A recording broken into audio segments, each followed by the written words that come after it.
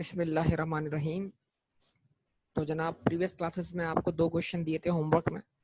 एक क्वेश्चन मंसूर के नाम से था और एक क्वेश्चन ताहिर के नाम से था। दोनों पास पेपर के क्वेश्चन थे, तो बहुत सारे स्टूडेंट्स को ये कर चुके हैं, तो उसमें कोई डिफ़िकल्टी नहीं है और उन क्वेश्चंस के सॉल्यूशन भी अवेलेबल हैं क्वेश्चन बैंक में। बहरहाल, तो अब हम आगे बढ़ते हैं और हम एक मुख्तलिफ नौइयत का ज़रा क्वेश्चन डिस्कस करते हैं आपसे।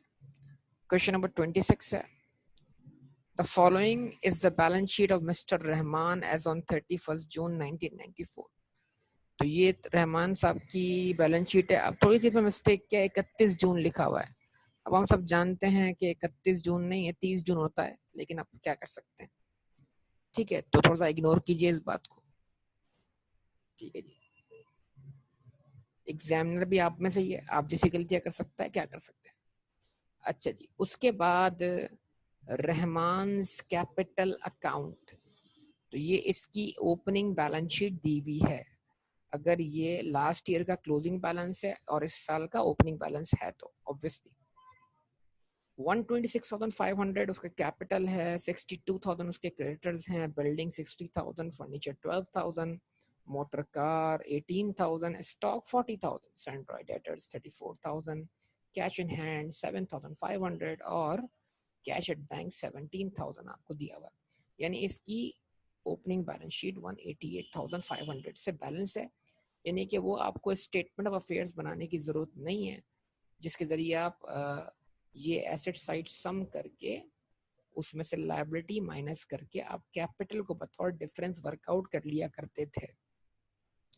बहरहाल, इसका मतलब तो ये हुआ यार, इसकी बैलेंस शीट मौजूद है तो प्रॉपर अकाउंट्स बना रहा है, तो फिर इसको क्या ज़रूरत पड़ गई, आपकी ज़रूरत क्यों पड़ गई इसको। तो जवाब बड़ा सिंपल है, मसला आपके सामने है। कहता है a fire occurred on the evening of 30th जून 1995। ठीक है, शायद इसको ये साल भी, ये भी जून 31 का लग रहा हो, क्या पता। तो शाम को 30 जून की शाम को आग लग गई in the premises of the trader. आग तो लगी, लेकिन आग लगने के साथ और क्या हुआ, डिस्ट्रॉइंग ऑल द बुक्स। यानी कि उसने, आग ने क्या कर दिया भाई, आपके सारे बुक्स ऑफ अकाउंट, साल भर की जितनी भी मेहनत थी, अकाउंटेंट ने जितनी भी ट्रांजैक्शन जनरेट की थी, अकाउंटेंट ने जो ट्रायल बैलेंस बनाया हुआ होगा, वो सब कुछ क्या हो गया, जल के खाक हो गया। और जब भी आग लगती है तो कोई मौका प्लस आ जाता है, तो सबसे पहले आपके बिजनेस में मौका पाने वाला कौन होगा, cashier. The cashier absconded with the available cash in the cash box. और कैशियर ने मौका गनीमत जाना और क्या कर दिया भाई, कैश उड़ा के ले गया। इसका मतलब बड़ा सिंपल सा वे है, कैशियर ने जो कैश उड़ाया है, कैशियर ने जो कैश उड़ाया है, अगर वो कैश ना उड़ाता तो फिर वो क्या होता, कैशियर ने जो कैश उड़ाया वो अगर ना उड़ाता फिर वो क्या होता,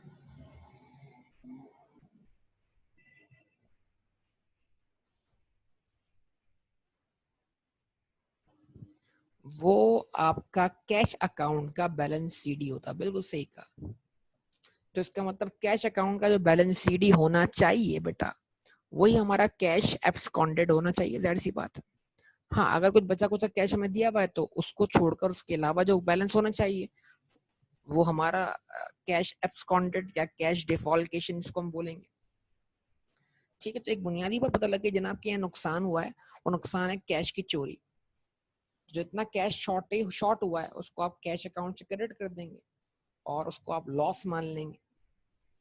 अगर आपका कोई इंश्योरेंस हुआ है तो जाहिर सी बात है कैश अकाउंट तो क्रेडिट हो गया, मतलब कैश तो चला गया, क्लेम रिसीवेबल डेबिट कर लेंगे। इसका मतलब नुकसान की 2 किस्म की एंट्रीज हैं, या तो लॉस मानकर चार्ज कर दें प्रॉफिट लॉस अकाउंट, जो चीज गई उसको तो क्रेडिट कर दें, जो चीज गई वो तो क्रेडिट, कैश क्रेडिट गया, एसेट क्रेडिट गया, इन्वेंट्री क्रेडिट गया। अब क्या हुआ, लॉस हुआ, नुकसान हुआ, लॉस डेबिट, दैट्स ऑल। और अगर ये लॉस कवर्ड था किसके जरिए, इंश्योरेंस के जरिए, तो फिर लॉस डेबिट ना करें बल्कि क्लेम रिसीवेबल डेबिट कर दें। यस और नो, ये बात समझ में आती है बेटा, रिस्पॉन्स दें। अच्छा जी, ओके। अब लिखा हुआ कहता है his sales for the year were 20% higher than previous year's sale.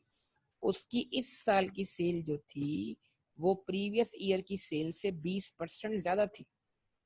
तो यार अगर प्रीवियस ईयर सेल मिल जाए तो इस साल की सेल निकाल लेंगे. इसका मतलब है ऐसी कोई एग्जांपल हमने ब्रेनस्टॉर्मिंग के दौरान क्या किए, कवर की होगी शायद, अगर आपको याद पड़ता.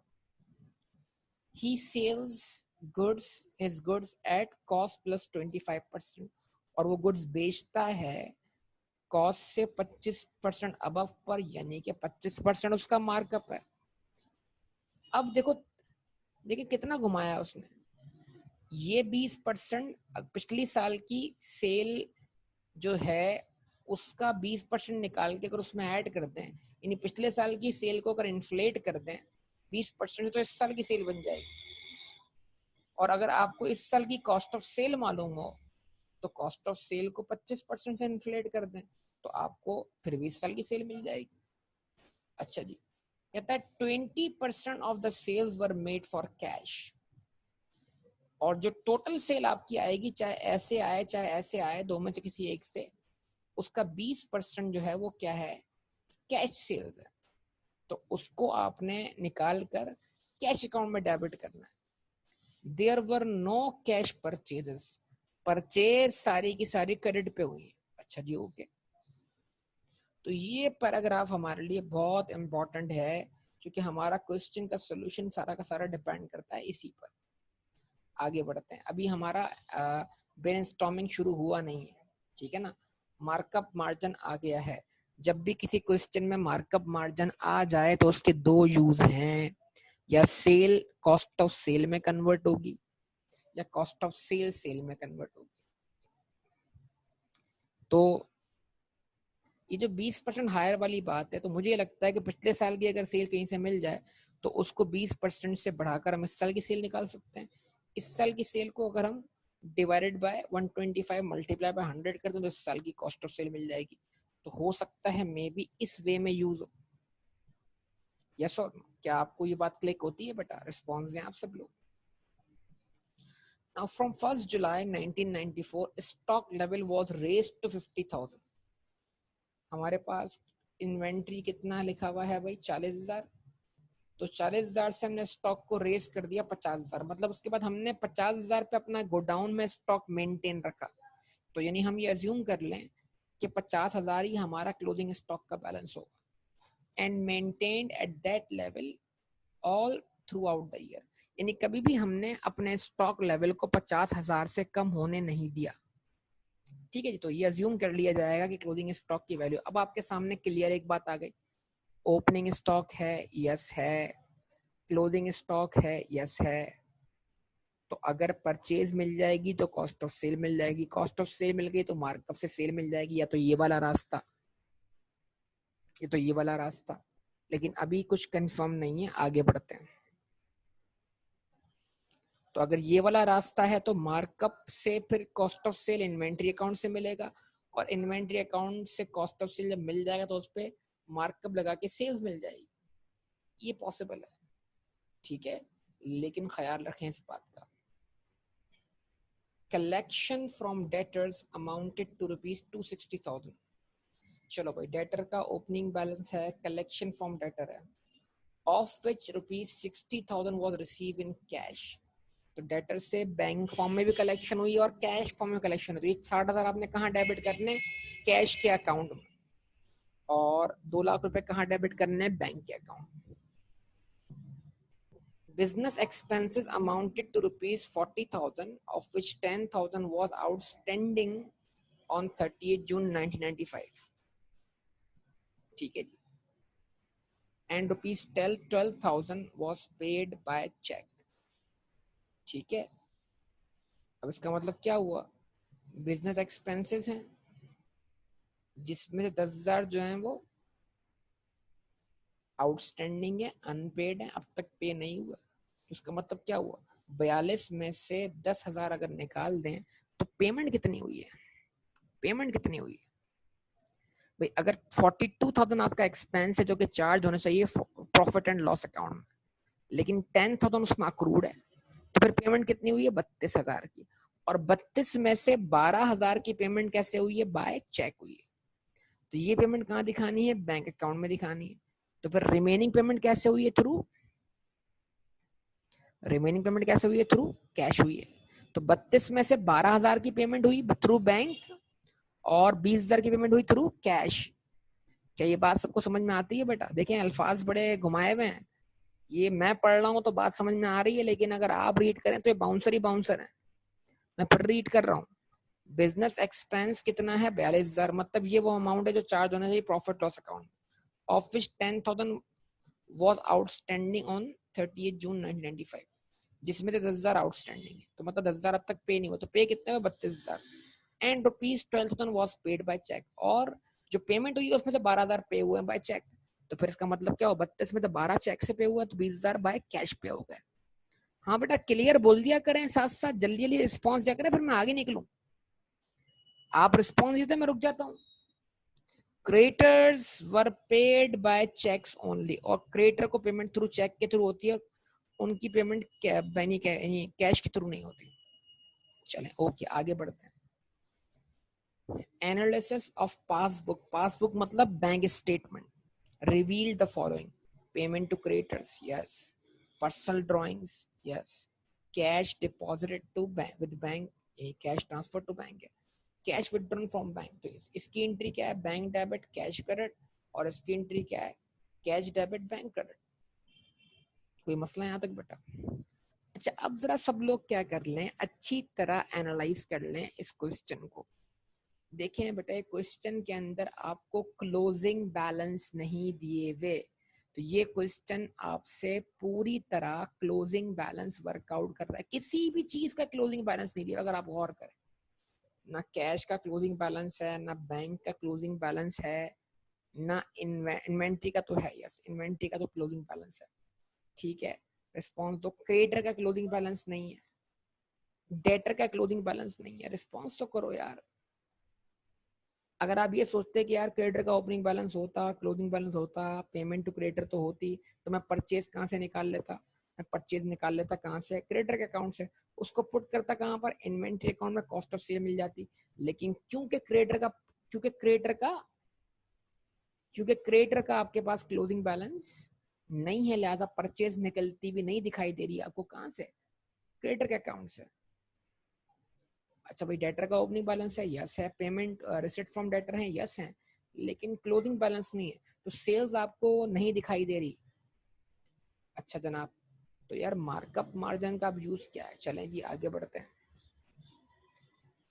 Gross profit as per last year audit accounts was 60,000। Last year gross profit कितना था? 60,000। Provide depreciation on building and furniture at 5% and motor car at 20%। चलिए तो हो जाएगी बात हमारी। अब जनाब सवाल बड़ा सिंपल सा है, अगर लास्ट ईयर का ग्रॉस प्रॉफिट आपको दिया हुआ है और आप अज्यूम करें ये लिखा हुआ है ही sells goods, present indefinite tense इस्तेमाल हुआ है, वो अपनी गुड्स बेचता है। तो बेचने का मतलब क्या है? ये उसकी आदत है, ये उसका रेगुलर एक्ट है, ठीक है, जो काम वो करता है।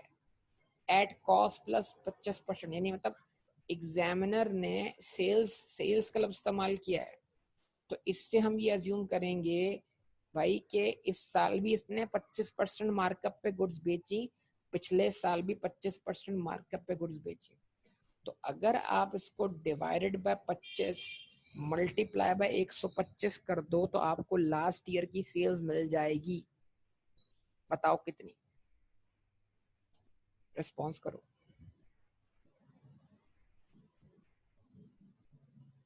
रिस्पॉन्स करो।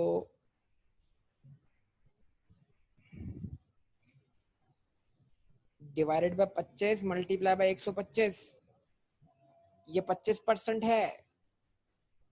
तो अगर मार्कअप है तो कॉस्ट 100 के बराबर, 100 प्लस 25 सेल्स 125 के बराबर। तो उसको कन्वर्ट करना है किसमें? अगर ये लास्ट ईयर का ग्रॉस प्रॉफिट है तो ये 25% मार्कअप के बराबर है, डिवाइड बाय 25। तो भाई पहले बोलता हूँ मार्कअप मार्जिन कच्चा हो तो लेक्चर सुन लो मार्कअप मार्जिन वाला, इसलिए पहले वो लेक्चर अपलोड किए थे। Divided by 25 multiplied by 125, response sale कितनी आई 3 लाख रुपए। ये कौन सी सेल है? ये इस साल की सेल है, लास्ट ईयर की सेल है।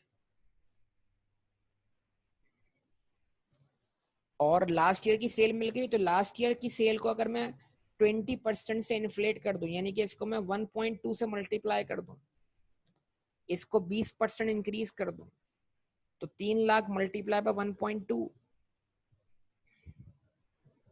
तो क्या मिल गया? इस साल की सेल मिल गई कितनी? 3,60,000। पक्का कंफर्म?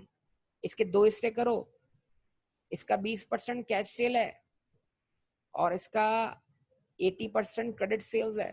तो जरा क्या करो, 3,60,000 का निकालो 20%,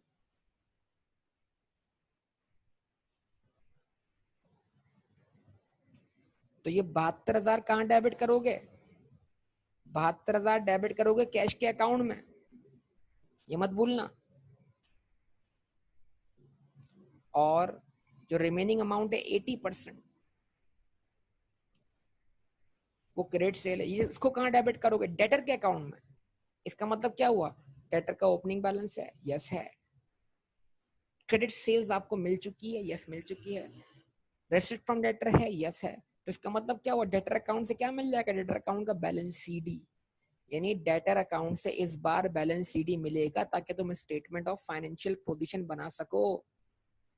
ये पूरा क्वेश्चन जो है वो क्लोजिंग बैलेंस निकलवा रहा है हर चीज का।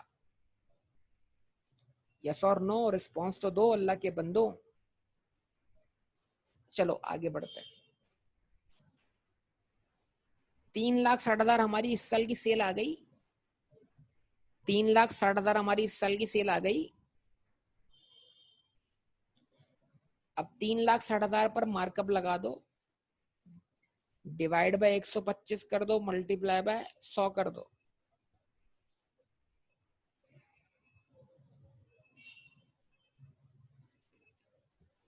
डिवाइड बाय 125 कर दो, मल्टीप्लाई बाय 100 कर दो, यानी जो सेल है वो 100 प्लस 25 के बराबर है, 125 के बराबर है। और मल्टीप्लाई बाय 100 कर दिया, तो आंसर क्या है? 288,000। ये इत्तेफाक है कि हमारी कॉस्ट ऑफ सेल हमारे क्रेडिट सेल्स के बराबर है। तो इस पे ज्यादा सोचना नहीं है, टाइम दिमाग लगाओगे तो बिला वजह टाइम जाया होगा। ये इत्तेफाक ही है कि credit sales cost of sale के बराबर, ठीक है। और वैसी एग्जाम्पल में ब्रेनस्टॉर्मिंग में दे चुका हूँ आपको शुरू में। तो एग्जामिनर इस तरह के ट्विस्ट लाता है, इसमें आप कंफ्यूज हो, आप सोचने बैठ जाओ यार ये वैल्यू तो पहले भी आ रही थी। तो ये इत्तेफाकी है और कुछ नहीं है, ठीक है ना। मार्कअप मार्जिन ने आपको तंग किया हुआ है। अच्छा, इसका मतलब क्या है? 288,000 बेटा हमारी क्या हो गई? कॉस्ट ऑफ सेल हो गई, यस और नो? तो एक तो सेल में से जब कॉस्ट ऑफ सेल लेस करेंगे तो ग्रॉस प्रॉफिट मिल जाएगा, ऐसा ही है ना। दूसरी चीज ये है कि इन्वेंट्री का ओपनिंग बैलेंस है, इन्वेंट्री का क्लोजिंग बैलेंस है। अगर मैं अब इन्वेंट्री अकाउंट में क्या पुट कर दूं? Cost of sale. तो फिर इन्वेंट्री अकाउंट से डिफरेंस क्या मिलना चाहिए? आमतौर पर मैं इन्वेंट्री में ओपनिंग बैलेंस पुट करता हूँ, जो इन्वेंट्री खरीदी गई होती है उसका इफेक्ट लेता हूँ, और जो क्लोजिंग बैलेंस है वो लेस करता हूँ, मुझे कॉस्ट ऑफ सेल मिल जाती है। अब की बार इन्वेंट्री अकाउंट में मुझे ओपनिंग बैलेंस दिया हुआ है, क्लोजिंग बैलेंस दिया हुआ है। अगर मैं कॉस्ट ऑफ सेल्स रख दूं जो मैंने मार्कअप के जरिए निकाल ली है इन्वेंट्री अकाउंट में, तो बताओ मुझे क्या मिल जाएगा? बैलेंस शीट ही मिलेगा यार। इन्वेंट्री का तो बैलेंस शीट ही दिया हुआ है अल्लाह के बंदे, इन्वेंट्री का बैलेंस शीट दिया हुआ है। यानी आपने कितने से इन्वेंट्री इस साल परचेज की, जिसकी एंट्री क्या बनेगी? इन्वेंट्री अकाउंट डेबिट, हाँ परचेज बोल सकते हैं उसको, बिल्कुल। Inventory account debit, creditor account credit, yes और नो? क्योंकि इन्वेंट्री आपने सारी की सारी उधार पे परचेज की है ना, इन्वेंट्री की कोई कैश परचेज है ना ही उसकी कोई कैश पेमेंट है, उसकी सारी पेमेंट बैंक के थ्रू है, यस और नो? क्वेश्चन पूरा पढ़ के आए ना आप लोग, ऐसा ही है ना। तो इसकी एंट्री बनाओ, इन्वेंट्री अकाउंट डेबिट हुआ, डिफरेंस है, और क्रेडिटर अकाउंट क्रेडिट हुआ।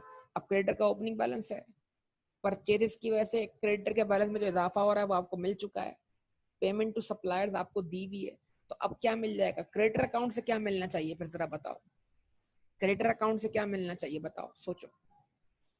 क्रेडिटर अकाउंट से क्रेडिटर का क्लोजिंग बैलेंस मिलना चाहिए, क्योंकि ओपनिंग क्रेडिटर है, यस है। इन्वेंट्री कितने से जनरेट हो रही है, इन्वेंट्री खरीदने की वजह से कितने से लायबिलिटी क्रिएट हो रही है, ये भी मिल चुका है आपको, पेमेंट टू सप्लाई भी मिल चुकी है आपको। अब जो डिफरेंस है वो क्या है, तो क्लोजिंग बैलेंस है। तो डेटर का क्लोजिंग बैलेंस मिल रहा है, क्रेडिटर का क्लोजिंग बैलेंस मिल रहा है, यस और नो? काफी हद तक क्वेश्चन सॉल्व हो रहा है। चलें जनाब, अब आ जाओ बेटा कहां पर,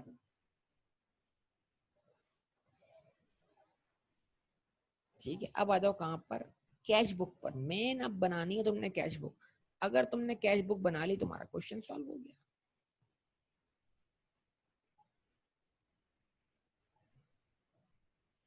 कैश बुक सही से बन गई, तो अगर तुम कैश बुक बनाते हो तो तुम क्या करोगे, कैश का अकाउंट ओपन करोगे। कितना बैलेंस बीडी है कैश का, 7,500, यस और नो? उस 7,500 में कैश सेल का इफेक्ट लोगे, उसकी एंट्री बताओ, cash sale, cash debit sales credit, yes और नो? अच्छा जी, डेटर से कितनी कलेक्शन हुई, 2,60,000। उसमें से 60,000 किस तरह कलेक्ट हुए, कैश फॉर्म में। इसकी एंट्री बनाओगे, cash debit debtor credit, yes और नो? रिस्पॉन्स तो करो यार। अच्छा जी, उसके बाद कैश ट्रांसफर टू बैंक हुआ है, कैश ट्रांसफर टू बैंक हुआ है, उसकी एंट्री बनाओगे, कैश डेबिट बैंक क्रेडिट। तो कैश अकाउंट की डेबिट साइड पे 4 आइटम आ गए, BD, cash sales, receipt from debtors in cash, और कैश विदड्रॉन फ्रॉम बैंक। क्या कहते हैं, आ गए 4 आइटम आ गए।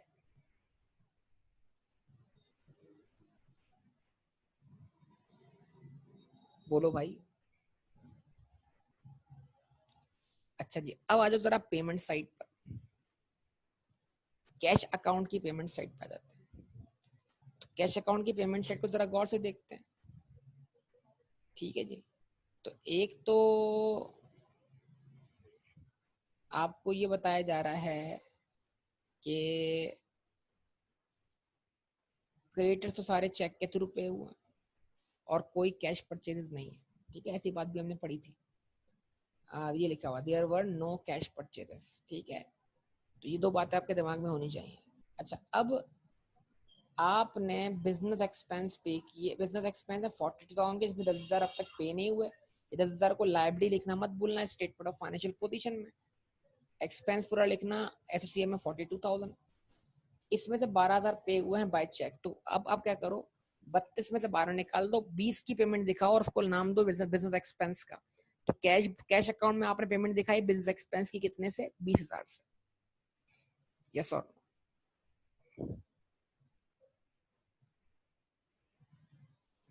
ठीक है। और फिर इतना बैलेंस ट्रांसफर कर दिया आपने कहां पर, बैंक अकाउंट। इसकी एंट्री बनी, cash account credit, bank account debit. क्या कहते हो?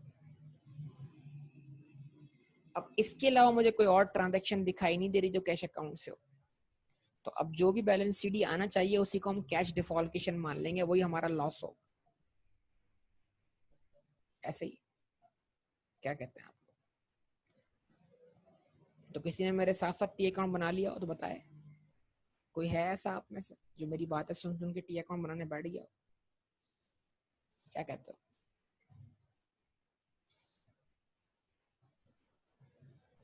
कोई है जो लॉस बताए,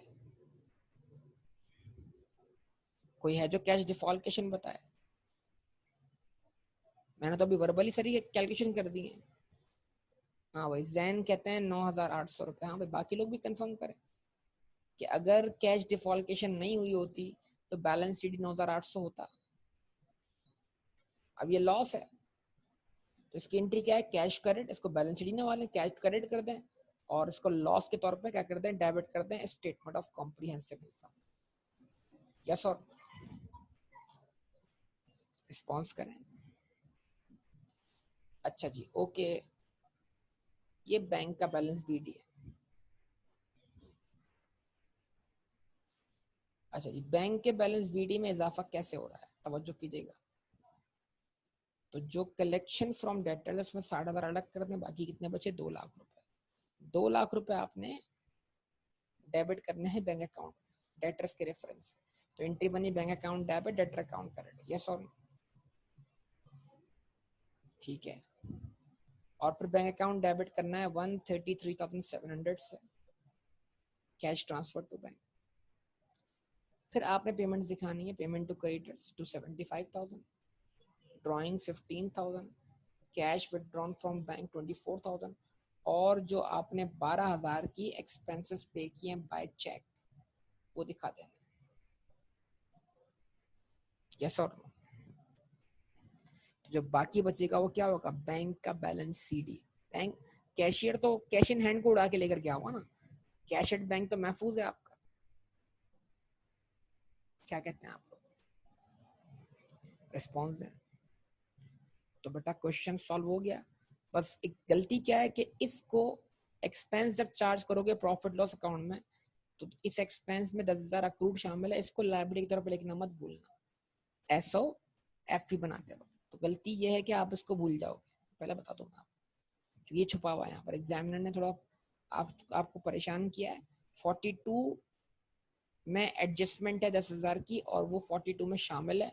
तो यानी इस 32 को हमने 42 बनाया एक्सपेंस डेबिट करके, तो लाइबिलिटी क्रेडिट करनी है कितने से, 10 से, क्योंकि असल पेमेंट 32 की है। तो 32 को आपने 42 बनाया है, एक्सपेंस बढ़ाया है, तो लाइबिलिटी भी क्रेडिट करनी पड़ेगी ना एसओएफ में, क्योंकि वो अनपेड है। क्या कहते हैं आप लोग,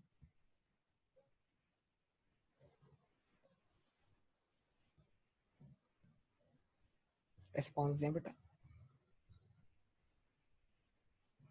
ऐसा ही है ना। अच्छा जी, उसके बाद बेटा अब ओवरऑल तो क्वेश्चन सारा सॉल्व हो गया। अब सेल आ गई थी कितनी, 3,60,000, सब लोग लिख लो, कैलकुलेटर पे टाइप कर लो। और कॉस्ट ऑफ सेल आई थी 288,000, ग्रॉस प्रॉफिट कितना आया था 72,000, यस और नो। अच्छा जी, अब 72,000 के अगेंस्ट एक एक्सपेंस 42,000 का आ गया, 42,000 का एक्सपेंस आया कि नहीं आया, रिस्पॉन्स। एक और एक्सपेंस आया कैश डिफॉल्केशन का, वो भी लॉस है आपका, वो कितने से आया, 9,800 से, उसको भी लॉस दिखा देना, एक्सपेंस दिखा देना। अच्छा जी, उसके अलावा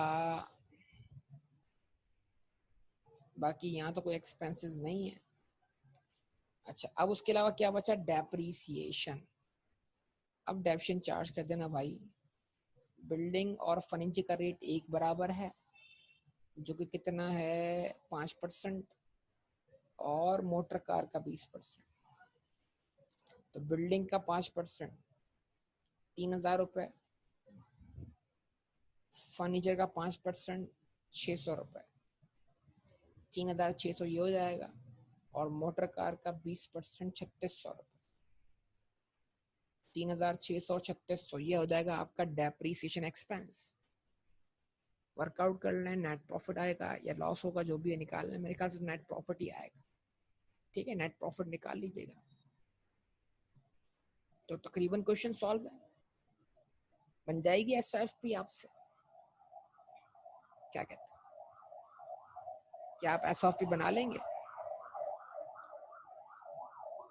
तो मैंने तो पूरा क्वेश्चन डिस्कस कर लिया आपसे, सारी अप्रोचेज आपके सामने रख दी। तो बेटा मेन चीज क्या है कि आपको क्वेश्चन रीड करके डिसीजन लेना आना चाहिए। सवाल ये, क्या आपको क्वेश्चन रीड करके फैसला करना आता है कि नहीं आता, ये बड़ा इशू है सबसे पहले। ठीक है, अब ये एक पुराना क्वेश्चन था पास पेपर का, ठीक है, और इस जैसा क्वेश्चन आपको रीसेंट पास पेपर में भी देखने को मिलता है। तो मैं कर क्या रहा हूँ, मैं कनेक्ट कर रहा हूँ ओल्ड पास पेपर्स को न्यू पास पेपर्स।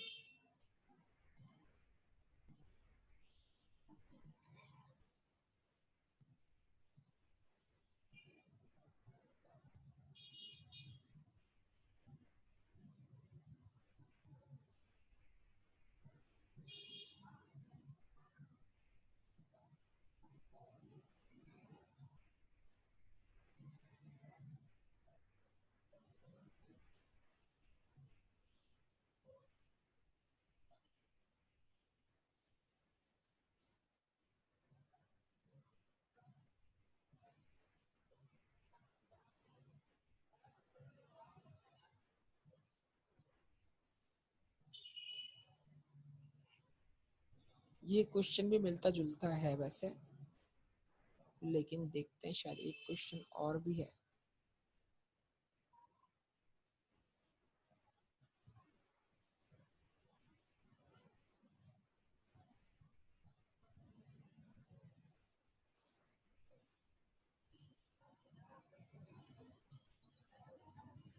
देखिए ये अरशद के नाम से आ गया ना। देखिए वही टर्म्स एग्जामिनर ने इस्तेमाल की। The sales for the current year were 20% higher than last year. 30% of the total sales were made on cash. देख रहे हैं बेटा, Arshad sales goods at a gross profit of 25% cost. Last year he earned gross profit of 300,000. Same question छाप दिया examiner ने, copy paste. क्या कहते हैं बताइए। जो भी क्वेश्चन रीड किया वही क्वेश्चन है ये। 60,000 को क्या बना दिया उसने, 3 लाख बना दिया है। मार्कअप यहाँ तक के मार्कअप भी सेम लिया है और सेल्स की परसेंटेज जो है वो भी सेम ली है। हाँ, कैश और क्रेडिट सेल की परसेंटेज चेंज कर दी उसने आपके, ठीक है। और ये वही बात है, on January 1 he increase the stock level by 25% and maintain that the level through out the year. यानी उसने अपना स्टॉक लेवल 25% से बढ़ा दिया। अब बताओ, पिछले क्वेश्चन में आपका ओपनिंग स्टॉक 40,000 था, आपने 40,000 से बढ़ा के कितना किया, 50,000। तो 40,000 से 50,000 का चेंज कितना आता है, 10,000 का। 10,000 के चेंज को डिवाइड बाय 40,000 करें, कितना बनता है, 25% बनता है। यस और रिस्पॉन्स दो। तो क्या करता है, क्या है, पुराने क्वेश्चन उठा लेता है, उसमें थोड़ी बहुत क्या करता है, अमेंडमेंट करता है। अब मिसाल के तौर पर अगर आपको इस थोड़ा सा यहाँ ट्विस्ट है, अगर उसने आपको क्लोजिंग स्टॉक दिया है तो क्लोजिंग स्टॉक को डिवाइड कर दें किससे, 125 से, मल्टीप्लाई कर दे 100 से, तो ओपनिंग स्टॉक मिल जाएगा, क्योंकि क्लोजिंग स्टॉक ओपनिंग स्टॉक के मुकाबले में 25% से ज्यादा है। ये मतलब हो ना इस बात का। तो इसने और अगर ओपनिंग स्टॉक दे तो उसको मल्टीप्लाई बाय 1.25 कर दें, क्लोजिंग स्टॉक मिल जाएगा। तो उसने ओपनिंग स्टॉक और क्लोजिंग स्टॉक के अंदर भी परसेंटेज वाला गेम खेला हुआ है, इसको आपको समझना है। अच्छा भाई, कलेक्शन फॉर्म डेटर्स है 13 लाख रुपए, उसमें 3 लाख रुपए कलेक्ट हुए कैश में, और क्रेडिटर सिर्फ और सिर्फ चेक के थ्रू पे हुए हैं। बिजनेस एक्सपेंसेस 2,10,000 के हैं, जिसमें तो 50,000 आउटस्टैंडिंग है और लाख रुपए पे हुए हैं कैश में। सेम टू सेम वर्डिंग देखने को मिल रही है आप। तो एक क्वेश्चन मैंने रीड कर लिया है, अब वो क्वेश्चन के बाद ये क्वेश्चन 100% आपसे सही सॉल्व होना चाहिए, मैं पहले बोल रहा हूँ। और ये लास्ट लाइन पढ़ के देख लो, depreciation is charge at 5% on building and furniture and 20% motor car. लो भाई, छाप दिया ना, कॉपी पेस्ट। बताओ,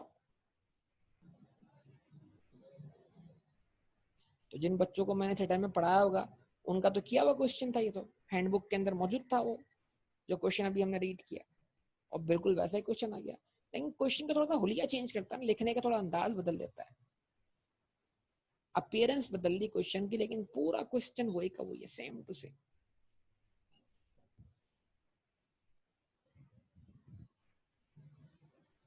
तो ये खुशनसीब बच्चे थे भाई कि इनको एक ऐसा क्वेश्चन मिल गया जो उनकी हैंडबुक में पहले से मौजूद था।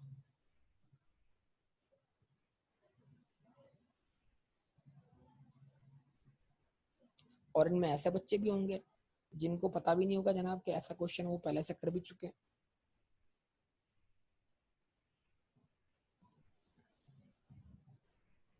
क्या कहते हैं, है ना। तो बेटा मैंने आपके सामने अच्छी तरीके से क्वेश्चन रीड कर लिया है, अब आप प्लीज अच्छी तरीके से आप ये क्वेश्चन क्या करो, सॉल्व करो, ठीक है। और ये तो सॉल्व करो, अब कुछ क्वेश्चन अपने हिस्से के भी सॉल्व करो, मतलब अब आप क्या करो उसके बाद जो मैं बता रहा हूँ वो करो।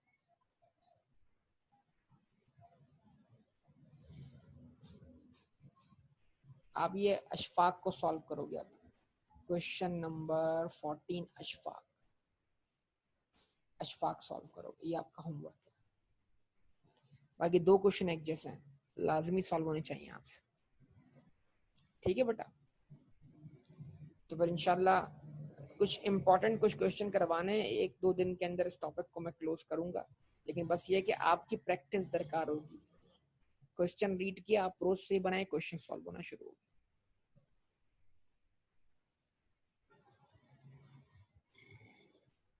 ठीक है, तो इंशाल्लाह फर्दर डिस्कशन करेंगे अगली क्लास में। आप इसको कंप्लीट कीजिएगा लाजमी सब। ओके बेटा, अल्लाह हाफ़िज़।